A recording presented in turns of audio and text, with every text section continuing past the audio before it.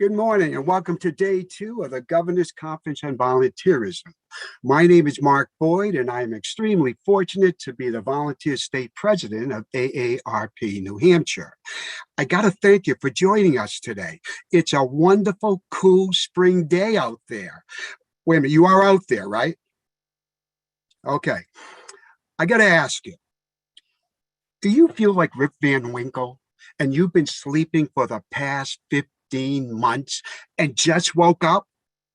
Or is it just me? Okay, never mind. Hey, you're in for a treat this morning that will rival the Mandalorian. Okay, maybe not the Mandalorian, but it will be much better than a root canal, and it's free. Seriously, we have 3 extremely knowledgeable individuals with me this morning who live and breathe volunteering and actually walk the talk 24/7, and they have the scars to prove it. In the next 75 minutes, we will share with you the 7 areas we feel are crucial to an effective virtual volunteer program in a virtual world. And they might be AARP history, going from in-person to virtual, examples of successful virtual programs, virtual volunteer communication, virtual recruitment and training, retaining virtual volunteers, and the dreaded volunteer COVID virtual fatigue. During or after each segment, you will be able to comment or ask questions, time permitting. We have our first poll question for you, and that is, now that you know the agenda for our session, what are you most excited to learn about? The key word here is excited. Please select your answer on your screen.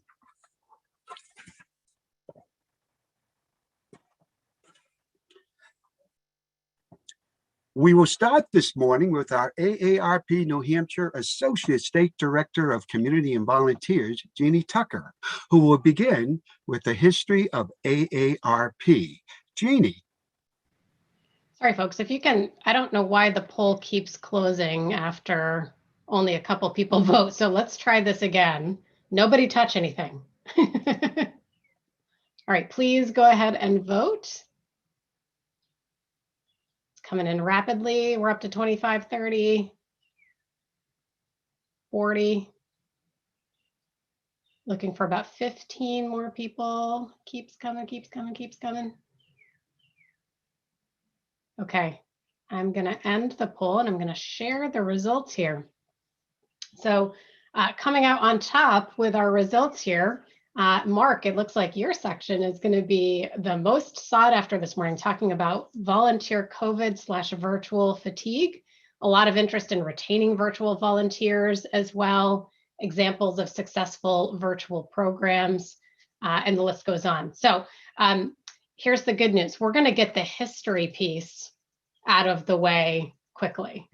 And I'm going to be leading you through that section here. So Marc, thank you so much for that lovely opening and sharing our agenda for this morning. So we wanted to kind of set the context for everyone participating this morning and just make sure you had a little bit of the backstory about AARP and some of the work that AARP is involved in. So I'm going to do that here. So meet Dr. Ethel Percy Andrus. This is Dr. Ethel Percy Andrus on the left here.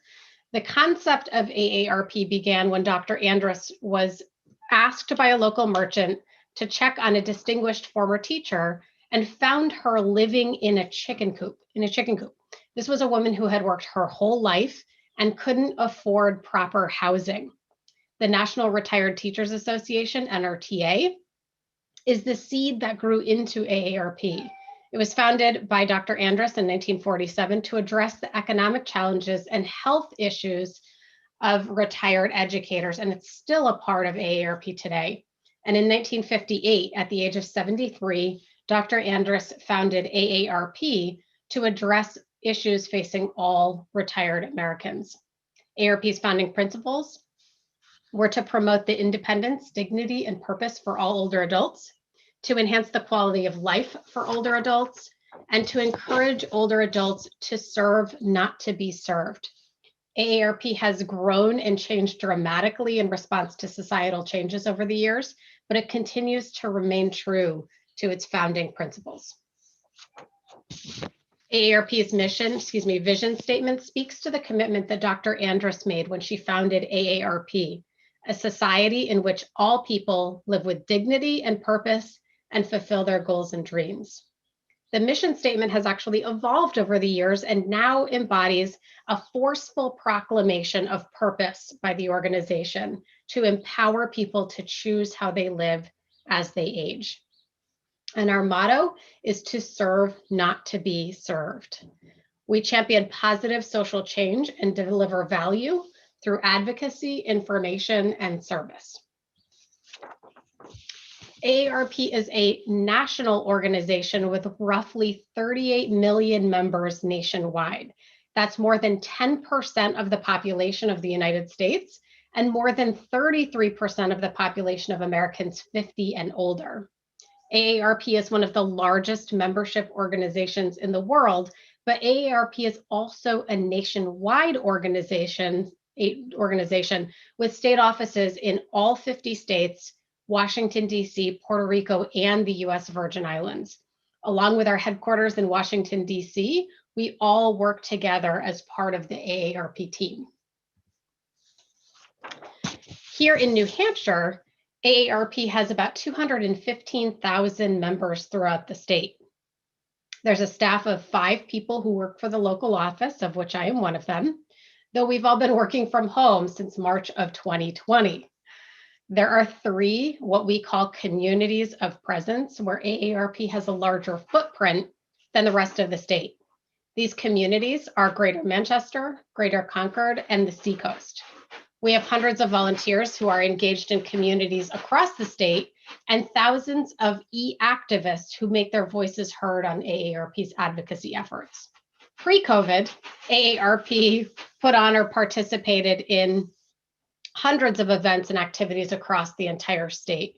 Today, AARP is focused on the health and safety of its members and the public and our volunteers and staff. And we've been offering virtual programming for over a year now, That's wild. Now, many people think that AARP is too political. What they're really saying is that AARP is too politically biased, but it's not. AARP is a nonpartisan organization, which means it does not have a political action committee or a PAC. It does not contribute money to candidates or political parties, and it does not endorse or oppose political candidates or parties. But AARP is indeed involved in advocacy. AARP fights for issues that matter to all people 50 plus, their families, and society. AARP is the leader in the fight to protect Social Security and Medicare and to oppose federal laws that would have a negative impact on the 50 plus and their families. AARP fought for SNAP, the Supplemental Nutrition Assistance Program, so millions of older Americans living on low fixed incomes do not have to choose between food and other important necessities. Legislation related to caregiving is also very important to AARP, including the Raised Family Caregivers Act, which requires the federal government to develop ways to help those who are caring for others. AARP New Hampshire also advocates at the state level and has many volunteers, the Capital City Task Force, working on issues that impact people 50 plus and their families right here in the Granite State. Issues like the high cost of prescription drugs, access to home and community-based services, access to high-speed internet, which is all too important in times like these, and paid leave for caregivers, and so much more. As I've said a few times now, AARP is a nonpartisan organization. However, that doesn't mean that we aren't engaged in advocacy around elections. AARP's goal in our elections work is to get candidates on the record for how they plan to address various issues. In 2020, during the presidential election cycle, AARP volunteers were heavily focused on getting the candidates to lay out their plans for lowering prescription drug prices. And we were quite successful in our ventures, as you're about to see. These are actual pictures of our volunteers here.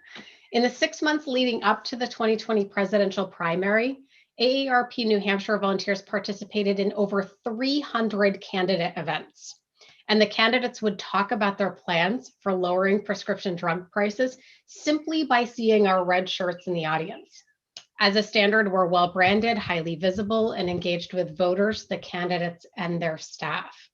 Visibility of AARP and our issues is a big part of our efforts around the presidential primary every 4 years and through the general election.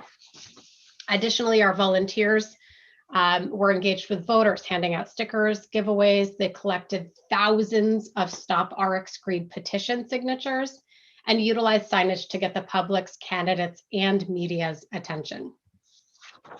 During the 2020 general election, a major priority for AARP was to ensure its members could vote safely in the middle of a pandemic.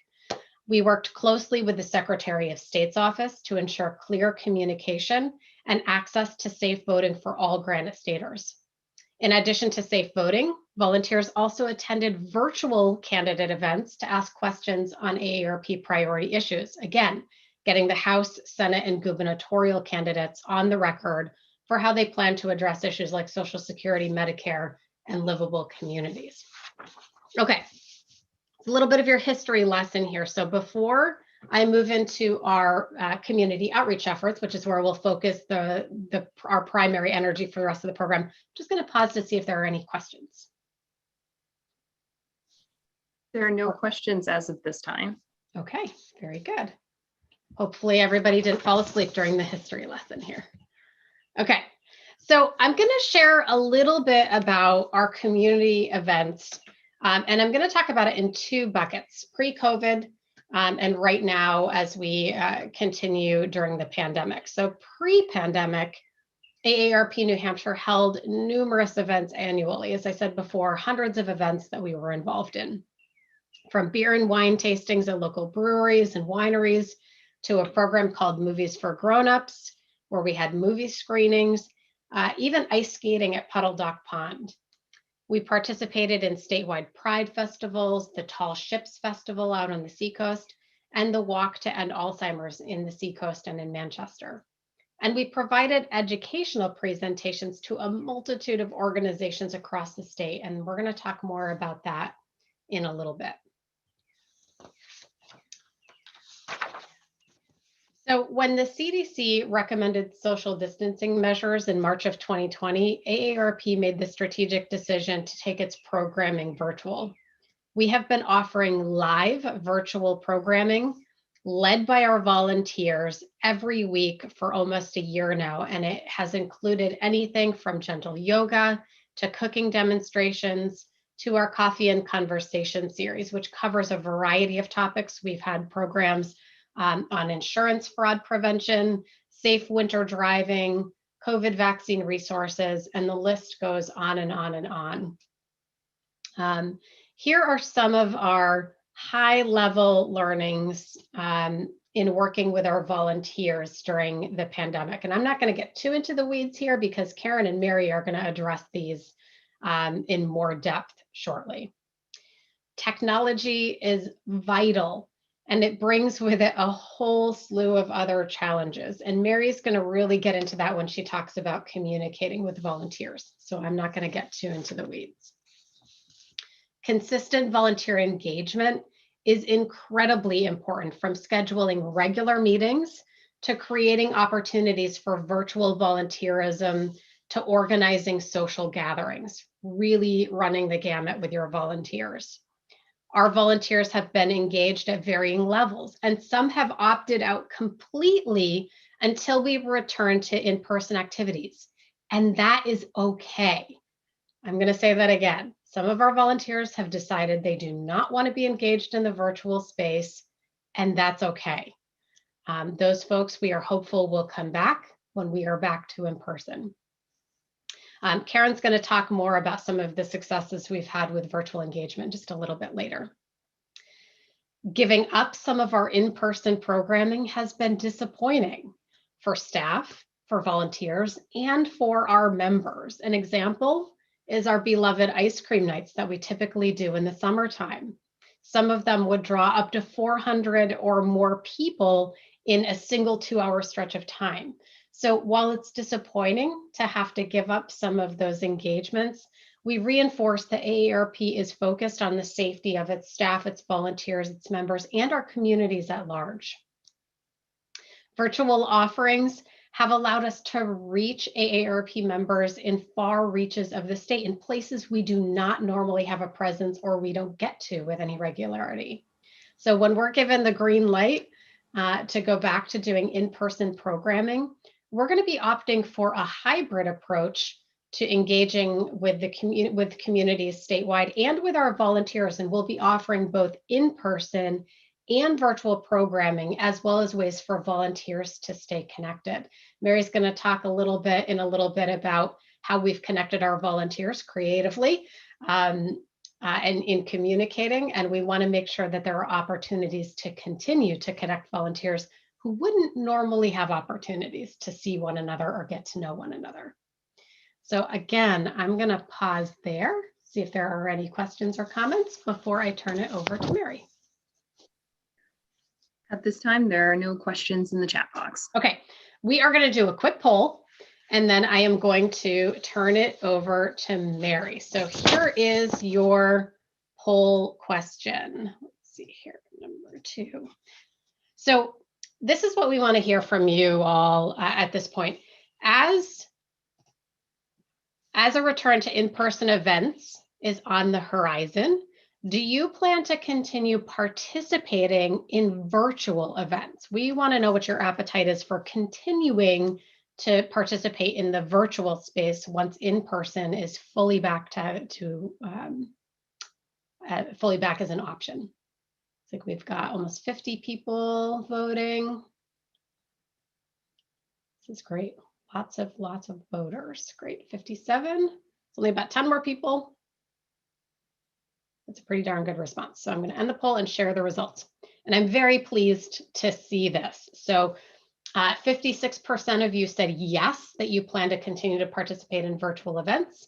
10% of you said no, and 34% of you said maybe. So I can't speak for the rest of my volunteers, but I can guess that they share my enthusiasm for, we are very pleased to see so many people plan to continue participating in the virtual space, because that reinforces our thinking on a hybrid approach. Okay, I'm going to stop sharing the results here, and I'm going to go ahead and turn it over to Mary to talk about communicating with volunteers. So Mary, take it away. We actually just had one question come in. Oh, yeah. I apologize for interjecting here. From Richard Nadu, is advocacy the same as lobbying? So let me clarify this for you. Our volunteers are not lobbyists. So none of our volunteers are registered lobbyists. Now, some of our staff do have to register as lobbyists per the federal rules. So our volunteers really are citizen activists who care about the issues that AARP advocates on and will often testify either in support or not in support of certain issues as they relate to AARP. I hope that answers your question, Richard. Okay, Thank you. Mary, over to you. Great, thank you, Jeannie. As Jeannie mentioned, prior to the pandemic, AARP New Hampshire volunteers were engaged in a variety of activities at the community, advocacy, fraud prevention, and speaker presentation events. The volunteers participated in various roles. They took registration, they passed out educational information, they attended legislative sessions, and they worked in collaboration with organizations and educational institutions to schedule events. We had planning and community meetings for the 3 communities that Jeannie had mentioned, our Greater Manchester, Greater Concord, and the Seacoast region. Our monthly advocacy meetings were held in person, and we kept up to date on various legislative changes via telephone calls. Our fraud fighters and our Speakers Bureau members gave presentations across New Hampshire at senior centers, universities, colleges, and senior living communities. This is how we connected as a group. This is how we connected with the public. And then COVID came, and it all changed.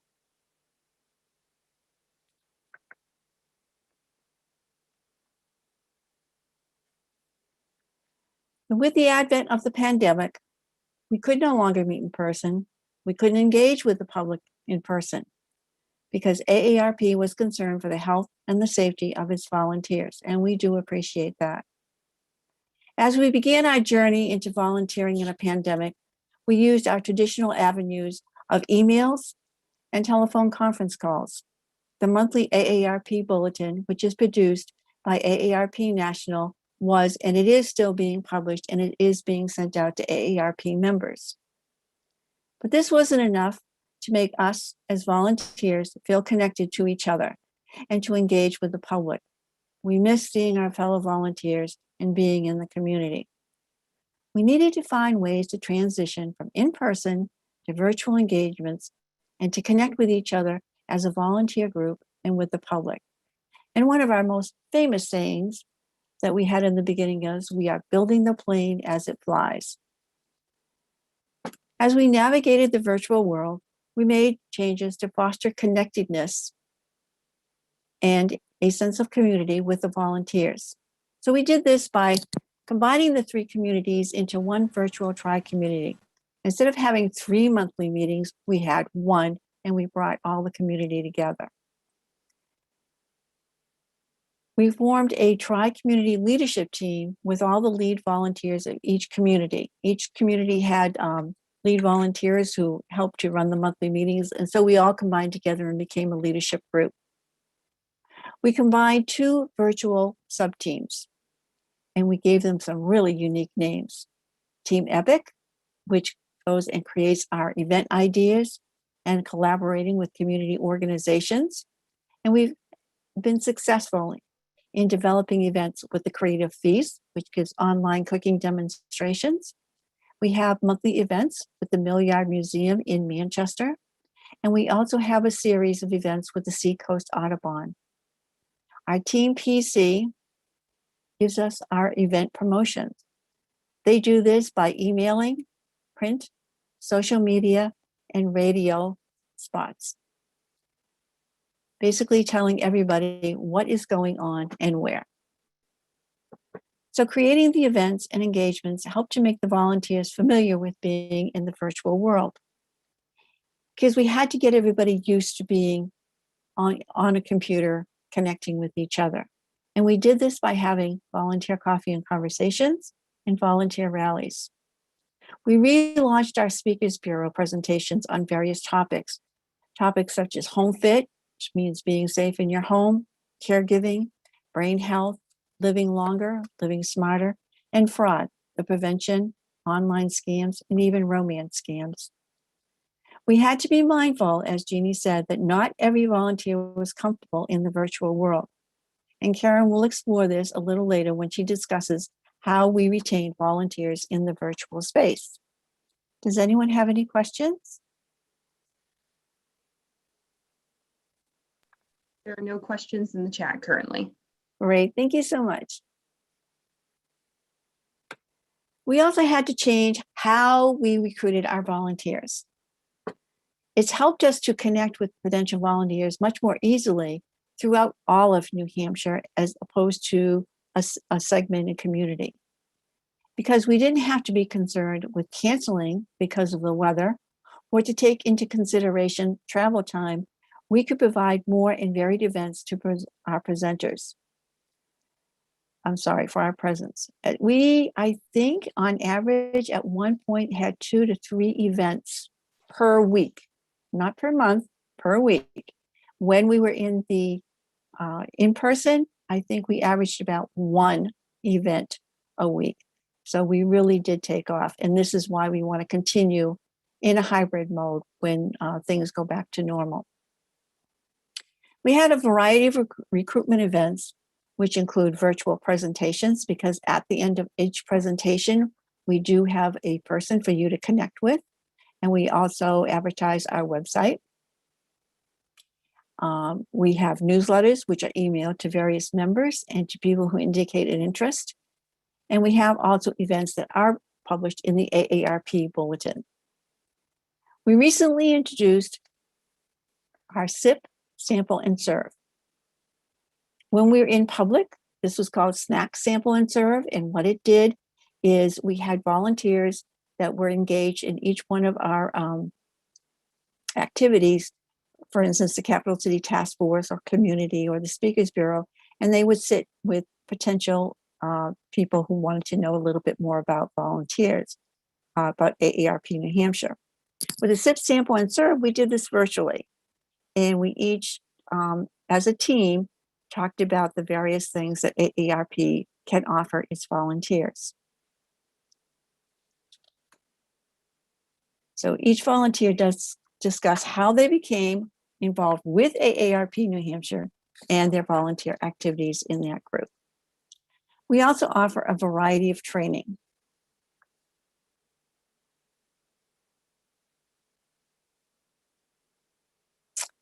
From the inauguration of our first volunteer coffee and conversation, we came our own test group, experimenting the different ways that we could take advantage of the virtual space. The volunteer enthusiasm and the possibilities were endless.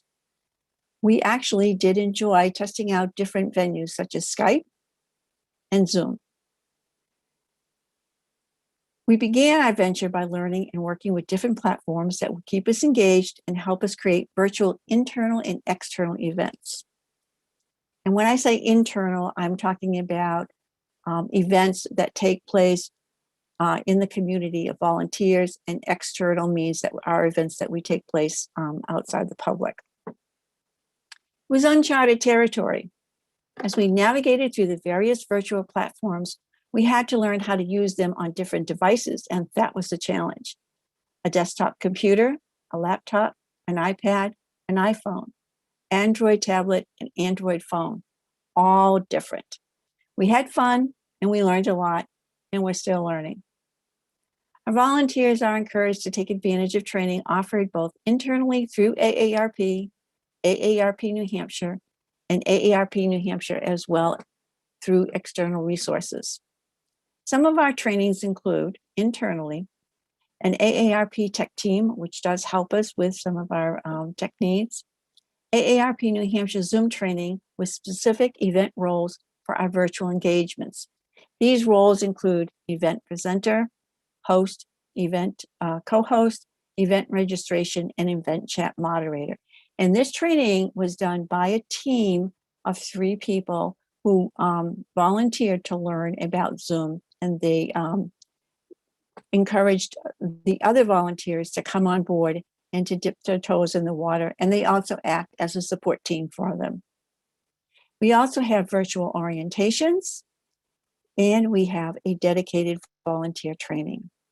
Externally, we do take advantage of any training that's offered on the Zoom website. They're all free, and we can all learn different little tips.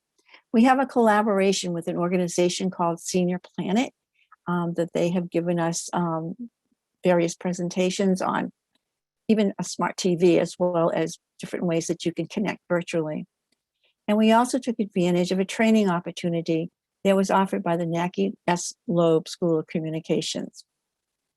The AARP New Hampshire continually ensures that its volunteers learn, that we grow, but most important is that we have fun. In addition to the trainings that AARP New Hampshire offers, a series of presentations to volunteers and the public. These informative presentations cover a wide variety of topics and serve as additional recruiting resources.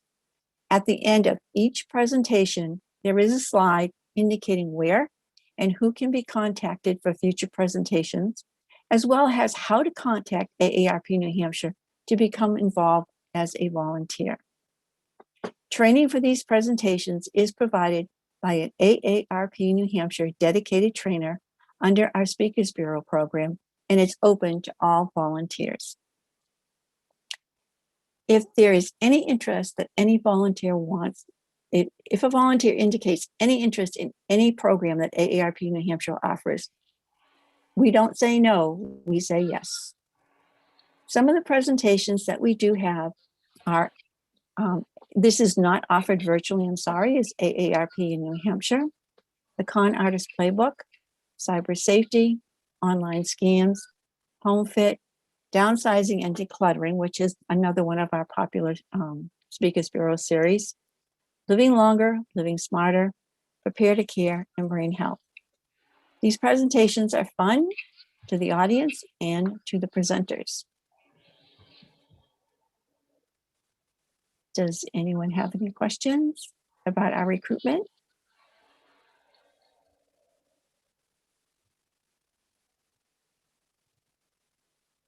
Still no questions in the chat box.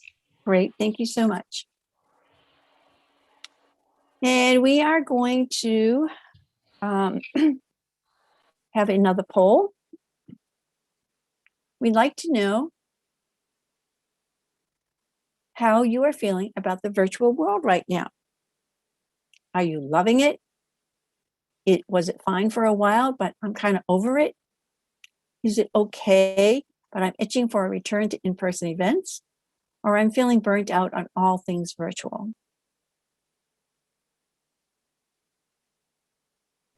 I'm just watching the numbers tick up here. We're at about 50 people out of 71. Go for a few more and then I'll share the results.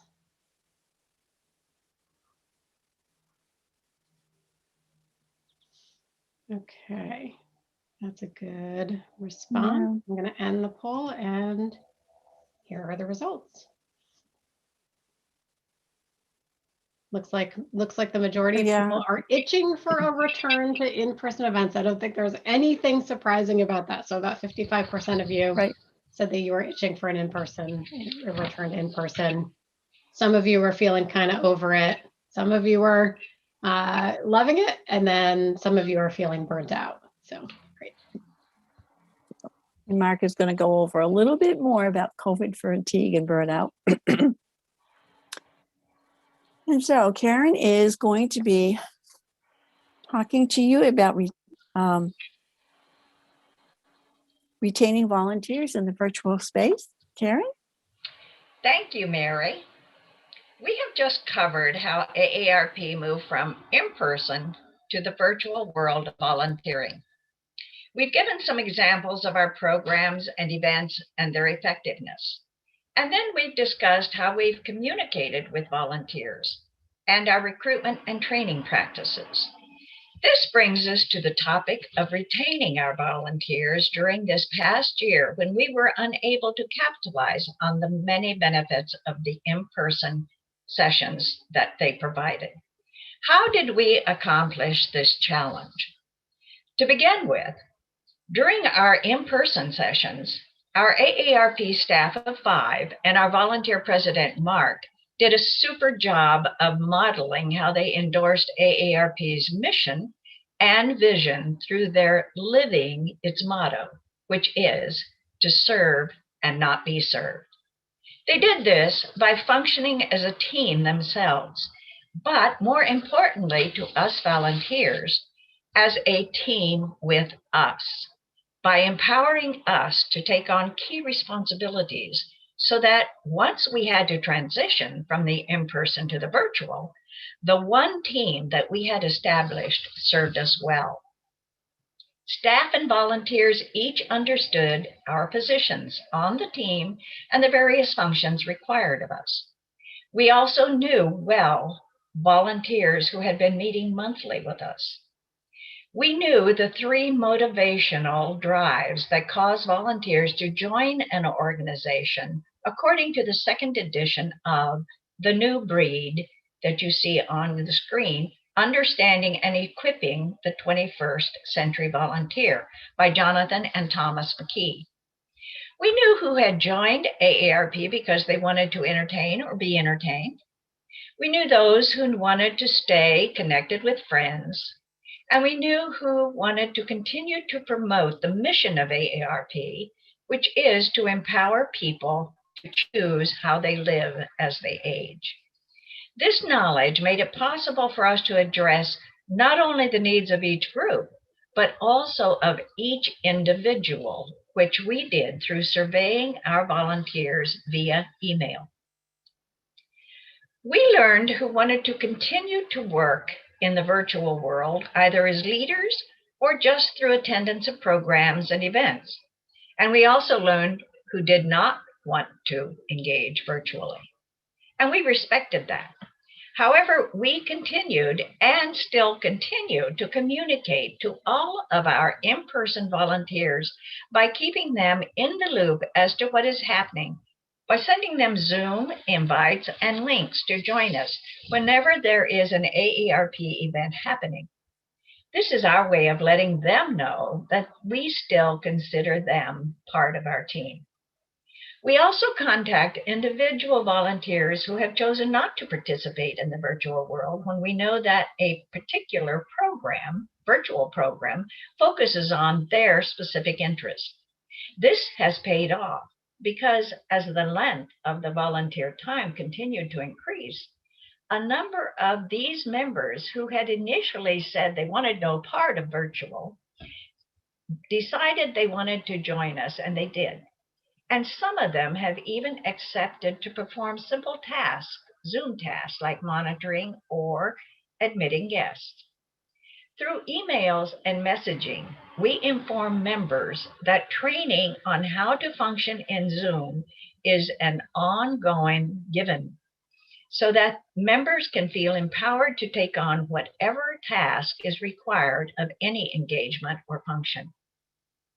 We offer positive feedback to members whenever they do take on a Zoom task, and we listen to what our volunteers have to say as to how to improve sessions or what type of programs and events they want to see us add to our offerings.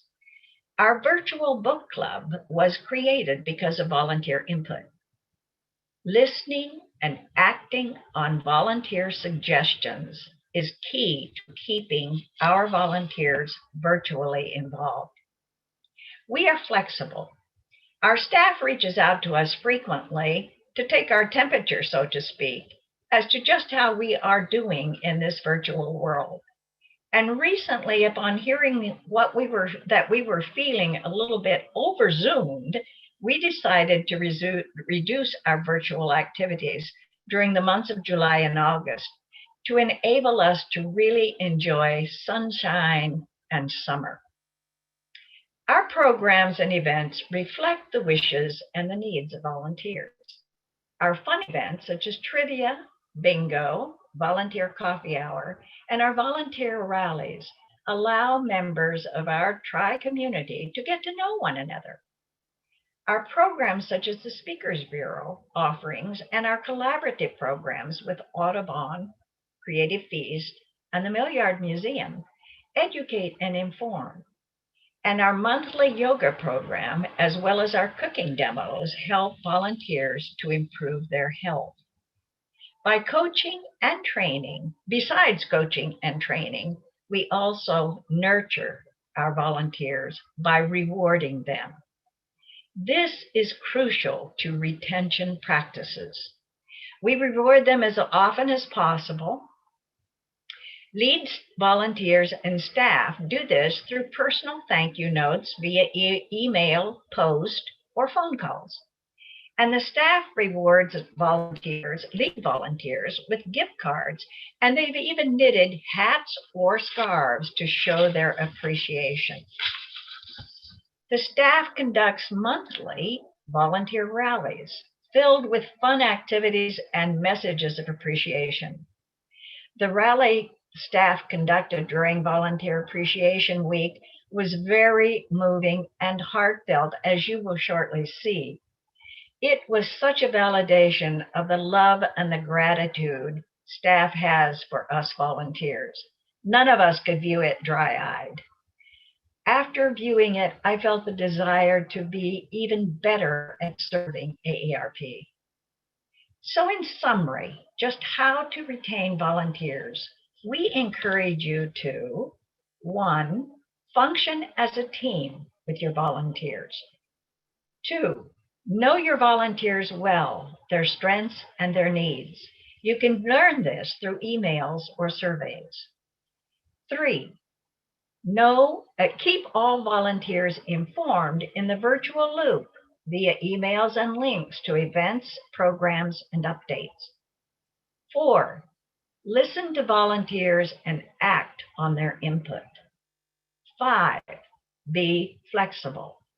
And 6, do not forget to reward volunteers in whatever means you have available.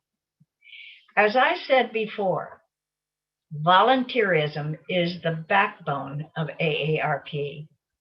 Our founder, Dr. Ethel Percy Andrus, once said, "The human contribution is the essential ingredient. It is only in giving of oneself to others that we truly live."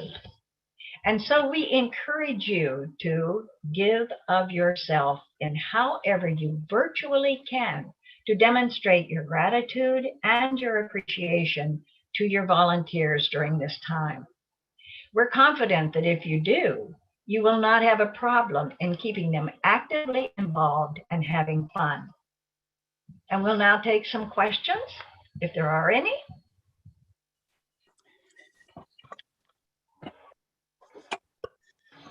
There are no questions in the chat box. All right, so Marc, it's back to you with volunteer COVID virtual fatigue. I'm going to throw us a little off course here, if I may, because I'm known to do that every once in a while. We have time, and so what I'm hoping we can do, and we will, I promise you, give you back that precious gift of some time today, because we've learned not to keep people in a meeting for more than an hour. So we're going to hold to that today. But because we have a little bit of time, I do want to ask the people, our participants, we have a good number of participants in the room here today, 73. Before I have Marc start talking about the virtual and COVID fatigue, what are some of your tips and best practices for recognizing and retaining volunteers since we've been in this virtual space during the pandemic? What are some of your tips? I would love for you to think about that over the next few minutes. If you have a tip to share, put it in the chat, because this is a great opportunity for you all to share some of your best practices and successes with each other and with us. So please think about that and try to, if you can, put a tip in the chat before we leave. Okay, Marc, I know everyone's really anxious to hear about virtual and COVID fatigue, so I'm going to turn it over to you and have you get started. Oh, they may be very disappointed. I just want to say, Karen, Jeannie, thank you. I'm going to echo a lot what Karen had said too. But before I begin, I would like to acknowledge Kayla Matthews. Kayla is a writer at Writer's Zone and a blogger who supplied a majority of the following information you're going to hear. Now, this is a switch-hitting topic. One can easily take out COVID-19 and just call it volunteer fatigue. COVID-19 had just raised the ante dramatically this past 15 months. You can also look at this presentation under 2 lenses. One as a volunteer supervisor, or 2 as a volunteer for self-reflection. In my previous life, I was an elementary school principal in New Hampshire for 40 years. And in 40 years, I supervised some incredible school volunteers. So I have an idea of what I'm talking about. Now, I have a boatload of information to cover in 10 minutes. So let's go. Let's start with some 4 fun facts about volunteer fatigue. 1, there is no vaccine for volunteer fatigue. And I don't think any pharmaceutical company is currently working on one. So a takeaway, if you want to make $1 million, come up with the vaccine. 2, no one, and I will repeat this like Jeannie, no one has immunity from volunteer fatigue. 3, volunteer fatigue can be contagious. 4, I also feel safe to say that 3 of this session's presenters at one time or another has had volunteer fatigue and lived. Now, volunteers, as you know, are often the lifeblood for nonprofits, especially when those organizations are understaffed and overworked. But what happens when those volunteers become disheartened and no longer enjoy the work they do? They might be suffering from burnout. Then you really need to take action before it's too late. Now, why should volunteer coordinators get educated about volunteer burnout? Volunteer burnout can have a direct effect on your organization's impact. If burned out volunteers continue to show up for their shifts, their overall productivity will likely decrease, and their burnout will only get worse. Volunteers are also representative of the organizations they serve, especially if they're in public-facing positions, like those associated with fundraising or direct client services. If volunteers are worn out or unenthused about the work they're doing, the individuals they're working with might have second thoughts about supporting your organization. As advocates for your organization, the information that volunteers share in their social circles will travel. Volunteers suffering from burnout may criticize your organization or speak negatively about the work you do, ultimately discouraging their friends from getting involved. As you all know, word of mouth recruitment remains one of the most successful volunteer recruitment methods, so this can be detrimental to your goal. Now, the warning signs of volunteer burnout. Burnout is often defined as a state of chronic stress that may lead to exhaustion, cynicism, and detachment. It is also identified in individuals who have feeling of ineffectiveness and lack of accomplishment. The risk of burnout increases in volunteers over time, which is why it's so important to identify and address these symptoms, like Karen said, before they become damaging. First, watch for any distinctive changes in a volunteer's personality that could signify they're in distress. For example, if a person regularly spoke about how they love volunteering and got excited by the work, they start complaining and acting grumpy. This could mean they're feeling worn out by the role. Cynicism, anger, loss of enjoyment, and increased irritability are all symptoms associated with burnout. You may also want to watch out for any volunteers who were once extremely forthcoming about their emotions and struggles, but are now closed off. Burnout could be blamed. It is also a bad sign if volunteers start confiding that they're feeling overwhelmed by the work, especially if they previously found it manageable. This might mean they have too much on their plate, or they're having trouble dealing with the difficult emotions and situations they're encountering. You must keep an eye out for volunteers who don't feel like their work has an impact. Many volunteers are motivated to get involved because they want to make a difference in the world. If they feel ineffective, they could become hopeless, cynical, or increasingly pessimistic, and eventually give up. And that's not what anyone wants to see. Changes in reliability or productivity can come about due to volunteer burnout too. When a person used to faithfully show up and dedicate themselves to every assigned task and now doesn't report for shifts, shows up late, or complete responsibilities carelessly, volunteer burnout may be affecting them. Volunteer organizers should address any possible symptoms of volunteer burnout as soon as they appear. Otherwise, a volunteer may feel so exhausted, cynical, or ineffective that they decide the organization is no longer worth supporting. They need your support. Now, general life stresses could appear as burnout, so you have to be careful. Don't immediately assume volunteer burnout has caused the change you're noticing. It's best to have a private conversation, which always works, with the respective individual and kindly ask them, and I emphasize kindly, ask them if they're dealing with life changes or other things that could cause stress, not directly related to burnout. In these cases, volunteering isn't the root cause, but they may still need to change their schedule, lighten their workload, or even take a break from volunteering. Now, managing a volunteer program requires high emotional intelligence, so you got to use these skills. If you start seeing any signs mentioned, bring up your concerns in a private conversation with the individual and ask them how they're doing, how they're liking the work, etc. Let them know you're willing to work with them to alleviate any stress and make sure they can still, and I emphasize, enjoy. Yes, enjoy volunteering. Now, strategies for avoiding volunteer burnout. As mentioned earlier, volunteer organizers should be observant and watch for uncharacteristic behaviors in their volunteers.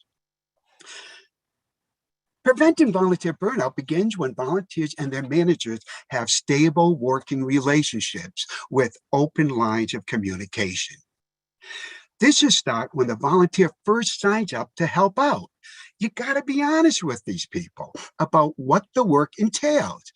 This is particularly important for organizations that deal with emotionally challenging work.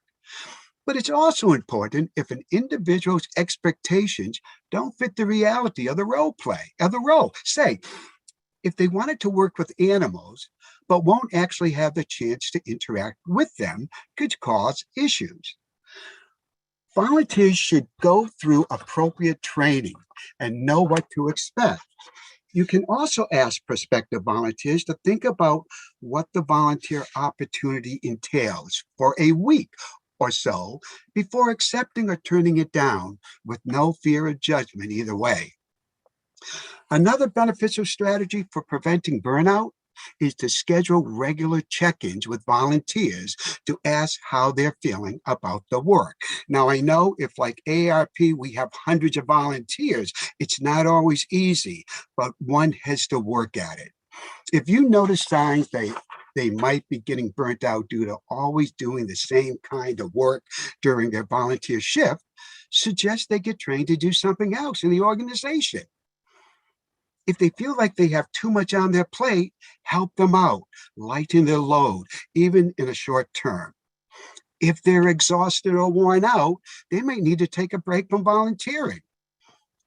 Be as flexible as possible regarding volunteer scheduling too. Remember, life can make it impossible to stick to commitments from time to time. And what we all do, we abuse our best people. If you have an outstanding volunteer, you know that's the go-to person you're going to call for any issue. Finally, help volunteers understand their impact. And this is important. Volunteers give so much time and energy because they want to affect change. But many of the issues they're working on are large and systemic. Change isn't always obvious and can take a long time. It's your responsibility to share this story of their work, what it means to your organization and the community, how it contributes to your organization's mission, etc. Otherwise, they may start to feel like they're just wasting time. The moral of the story is you have to let your volunteers know they are appreciated and they are making a difference. Now, coping with burned out volunteers. Burnout can happen even when coordinators take preventive measures. When it does, volunteer organizers should remain sensitive to what a person is going through and do everything they can to keep them from feeling ashamed. Assume then burnout can happen to anyone, and it does not reflect the lack of worthiness as a volunteer. Encourage volunteers to reflect. Try to identify some of the factors that are contributing to the burnout, if possible. Self-care strategies can help a person recover from burnout. Simple activities like writing a journal, meditating, or long walks outdoors could help people come to terms with some of the things that cause this exhaustion and allow them to regain their resiliency. Additionally, if the person needs to temporarily take a reduced workload or go on a leave of absence from the organization for recovery purposes, volunteer organizers should support them fully in their choice. It's far better to give the volunteer the time they need to bounce back than to lose the support entirely. But remember, the volunteer supervisors' plates are full too. Don't forget about these people. Jot down somewhere, call them in a month, 6 weeks, just to say, how you doing? Believe me, they will appreciate it. Now, awareness goes a long way in stopping burnout.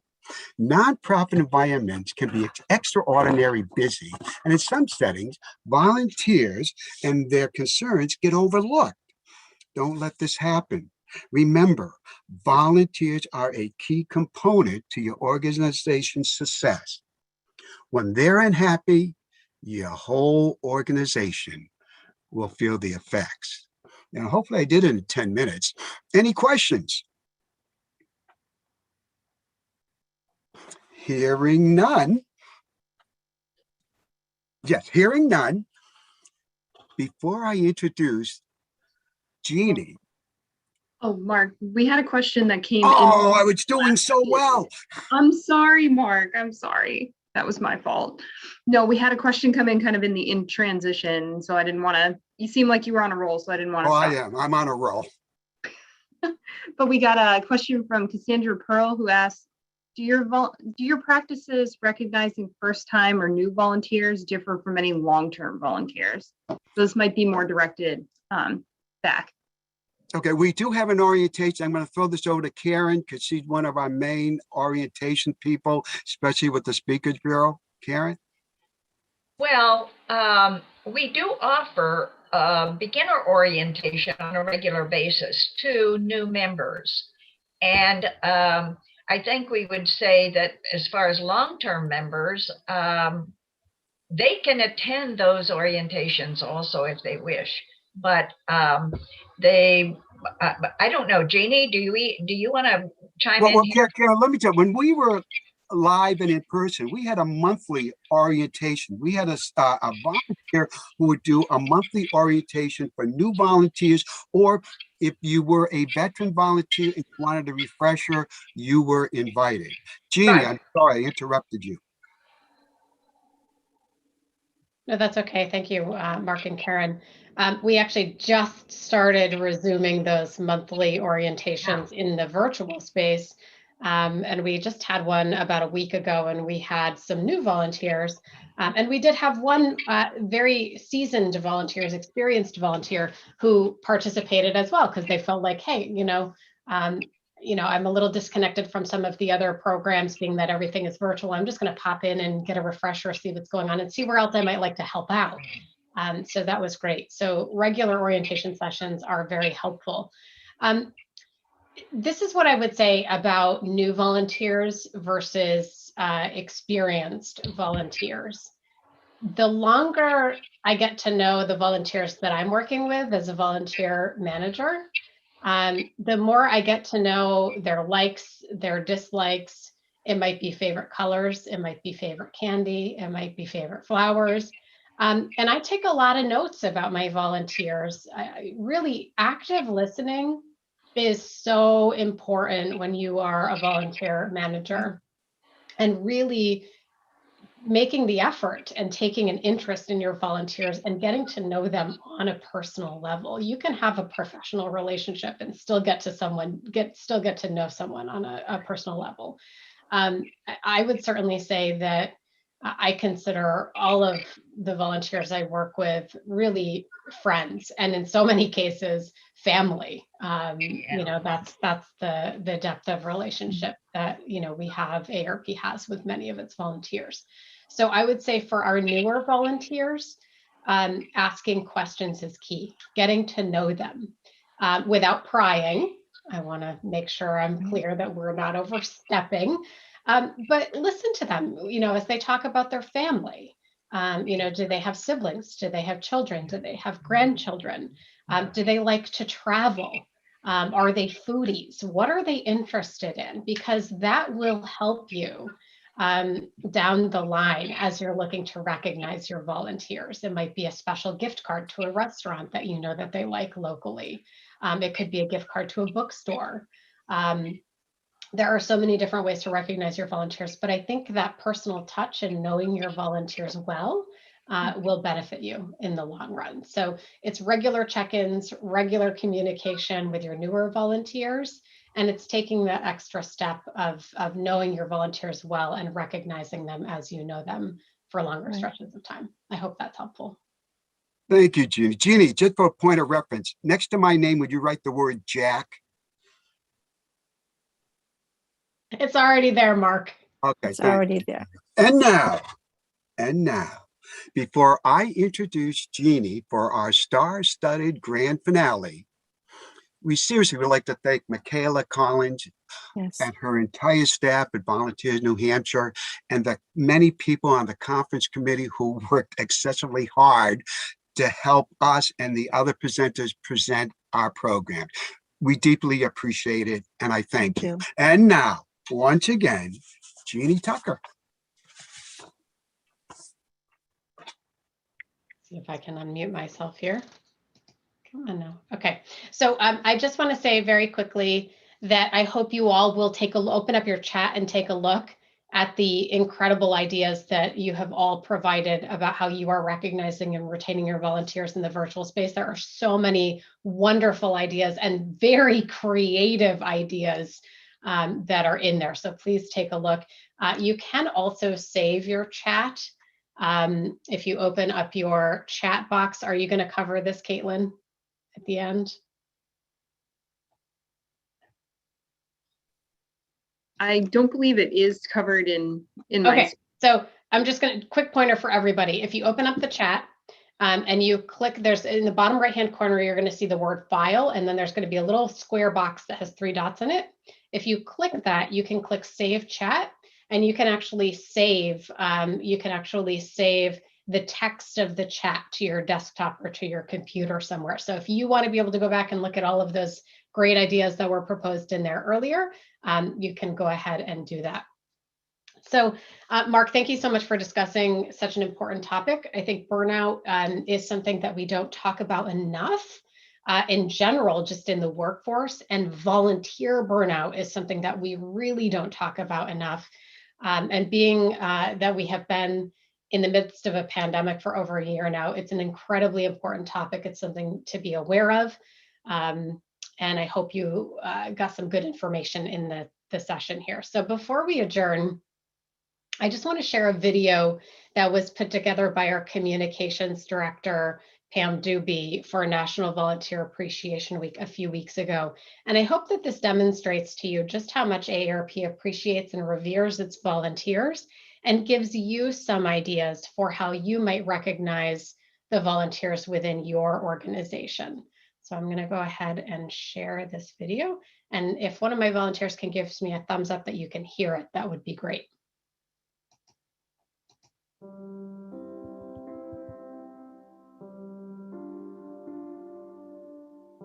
And now, here is Dr. Ethel Percy Andrus, founder and president of the National Retired Teachers Association and the American Association of Retired Persons. You can slip into the 60s just as easily as you slipped into the 20s or the 30s. I can tell you truly, because I'm edging 80, and I know I've never been happier. It's just up to you as to what you will make of this part of your life. Sorry. Think as long as we can feel independent, purposeful, useful, and needed, then we're happy.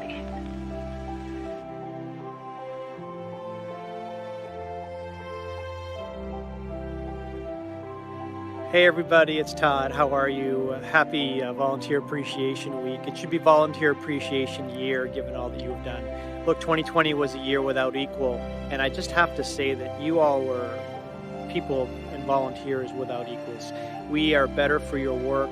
You helped bring us through very dark days, helped continue our message, expand our reach, and we are better for knowing you and having you work with us, and certainly our members are better, and honestly all the people of the Granite State.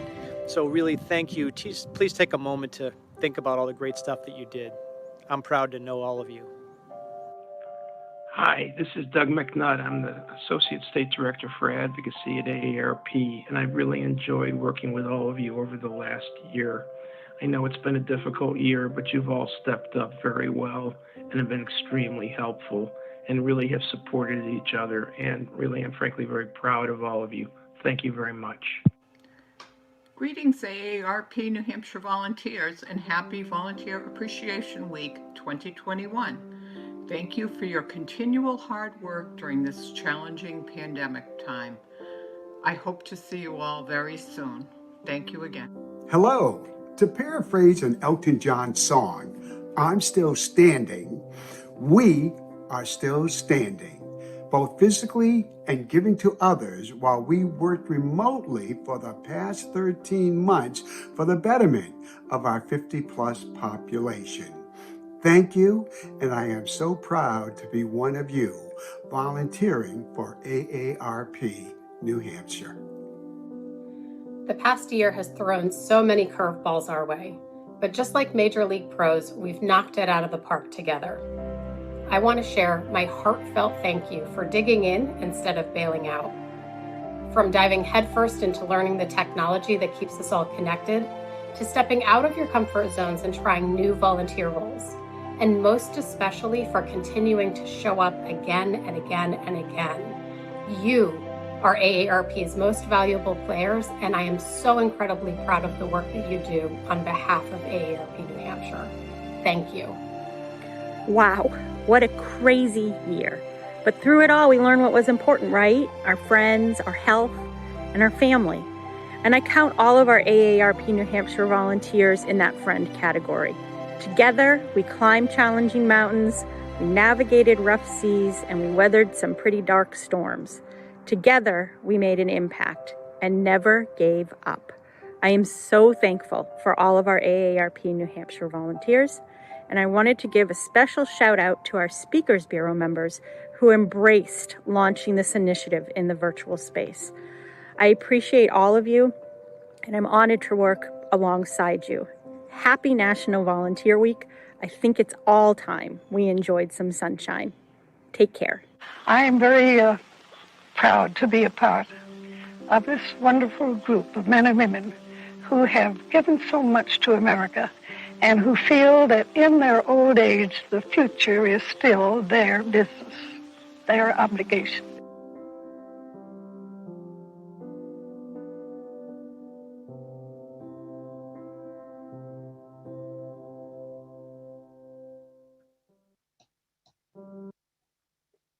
Okay. Let's see if we can go to the next screen. There we go.